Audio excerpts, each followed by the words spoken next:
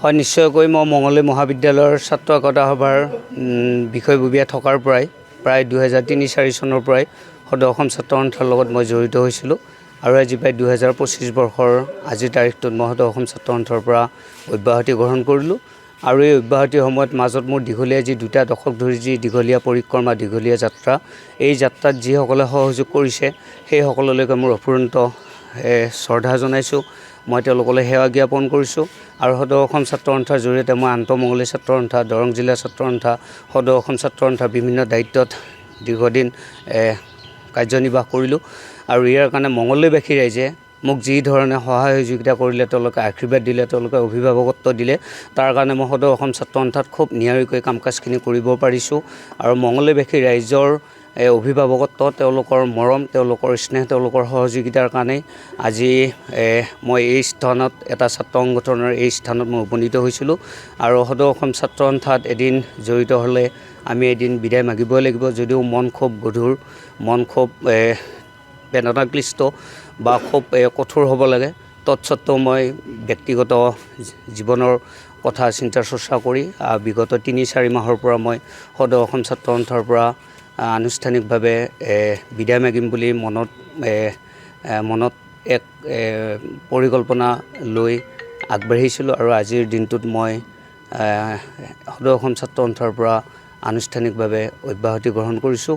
আৰু সদৌ দৰং জিলা ছাত্ৰ সন্থাৰ পৰিয়ালটোৱে আজি মোৰ এই আনুষ্ঠানিক অব্যাহতি গ্ৰহণৰ মুহূৰ্তত উপস্থিত থাকি যি ধৰণে তেওঁলোকে স্নেহ জনালে তাৰ কাৰণে মই সকলোটিলৈকে মই ধন্যবাদ কৃতজ্ঞতা শ্ৰদ্ধা জ্ঞাপন কৰিছোঁ আৰু সদৌ অসম ছাত্ৰ সন্থাৰ সন্মানীয় মুখ্য উপদেষ্টা সন্মানীয় সভাপতি সাধাৰণ সম্পাদককে প্ৰমুখ কৰি কেন্দ্ৰীয় কমিটিৰ পৰা তৃণমূল পৰ্যায়ৰ শাখা সমিতিলৈকে সকলো ছাত্ৰকৰ্মীকে মোৰ গভীৰ কৃতজ্ঞতা গভীৰ শ্ৰদ্ধা জ্ঞাপন কৰিছোঁ ক'ৰবাত যদি কেতিয়াবা সংগঠনৰ কাম কাজ কৰোঁতে ভুল হৈছিলে তাৰ কাৰণে মই সকলোটিলৈকে মাৰ্জনা বিচাৰিছোঁ বিনা চৰ্তে ক্ষমা প্ৰাৰ্থনা কৰিছোঁ আৰু মঙলদৈবাসী ৰাইজেও তেওঁলোকে মোক এই ছাত্ৰ সংগঠনৰ কাম কাজ কৰাত যি ধৰণে অৰিহণা যোগাইছে তাৰ কাৰণে পুনৰবাৰ শ্ৰদ্ধা তেওঁলোকলৈ কৃতজ্ঞতা জনাইছোঁ আৰু ক'ৰবাত যদি কিবা ভুল ভ্ৰান্তি হৈছে তাৰ কাৰণে মই মঙলদৈবাসী বা দৰং জিলাবাসীলৈকেও মই মাৰ্জনা বিচাৰিছোঁ আৰু এই বিদায়ৰ ক্ষণত মই সকলোৰে পৰা মহোভাষিক আশা কৰিছোঁ আৰু আশা কৰিম আপোনালোকৰ আশীৰ্বাদে মোৰ অনাগত সময়ৰ ব্যক্তিগত যাত্ৰাটোত যাতে আশীৰ্বাদেৰে যাতে মই আগবাঢ়িব পাৰোঁ তাৰ কাৰণে সকলোটিলৈকে মই পুনৰবাৰ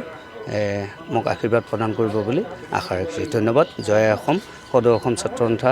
অসমৰ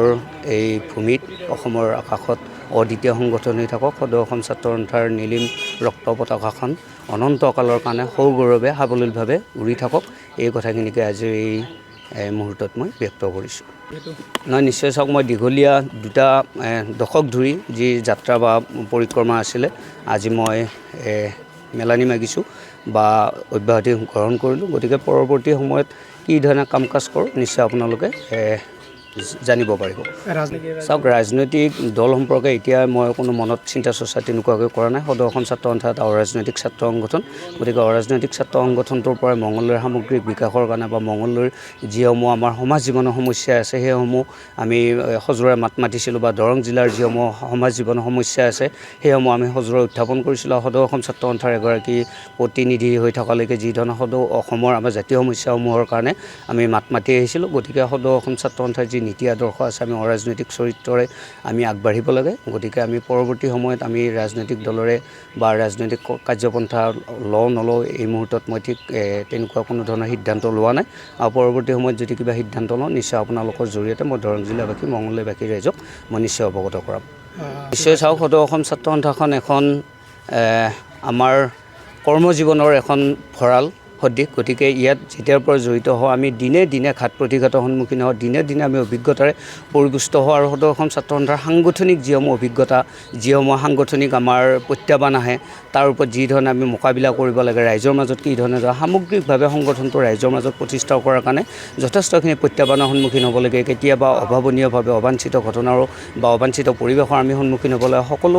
পৰিৱেশ পৰিস্থিতি অতিক্ৰম কৰি ছাত্ৰ সন্থাৰ ভেটি আমি শক্তিশালী কৰি ৰাখিব লাগে তাৰ কাৰণে যৎপৰোনাস্তি কাম কৰিছিলোঁ আৰু এনেকুৱা ধৰণৰ অলেখ আমাৰ অভিজ্ঞতা আছে গতিকে তাৰ কাৰণে নিশ্চয় কেতিয়াবা পৰৱৰ্তী সময়ত আকৌ যদি আমি অৱলোকন কৰাৰ সুযোগ পাওঁ নিশ্চয় সেই কথাসমূহ আলোকপাত কৰিম যিকোনো খবৰৰ বাবে যোগাযোগ কৰক 7099017330 লগতে 7099017110 নম্বৰত।